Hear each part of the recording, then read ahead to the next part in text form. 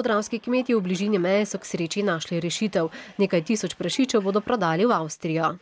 Pa ne samo podravski, koliko jaz vem, tisti, ki spadajo pod tako imenovano Prleško-Pomursko regijo, k sosedom Avstrijcem, ker pa pri njih nič ni predrago, cene dosegamo čisto enake, edino kar je, plačilni pogoji so veliko boljši.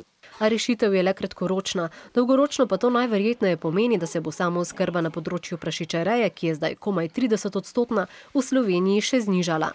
Ob tem pa, zanimivo, živilsko-predelovalna podjetja v severovzhodni Sloveniji zagotavljajo, da je mesoni izdelki pretežno domačega izvora.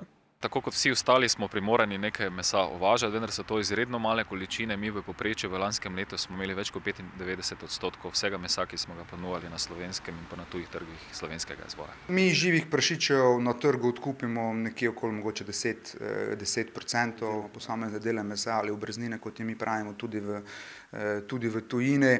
Zdaj, točno kolikšen je ta delež, bi težko povedal z glave, vendar sigurno največji kot 20–30%. So se mogli zavezati k standardnim oziroma konstantnim količinam, kar pomeni, da če so v preteklosti kupovali manjke v tujini, zdaj kupujejo manjke v Sloveniji. Torej, v tujini morajo kupiti tisto, kar so se zavezali, v Sloveniji kupujejo samo tisto, kar jim v določenih obdobjih primanjkuje. Pri čemer je sledljivost in posledično kakovost v Sloveniji vzrejenih živali do klavnice res pod drobnogledom, pri uvozu pa ne več nujno. Imamo seveda tudi kvalitetno meso v tujini, večino tega blaga pa je pod vprašajem, saj vemo, s kakšnimi tehnologijami delajo zahodnjaki in jaz osebno si tujega mesa ne bi upal dati na krožnik. Sledljivost se izgubi potem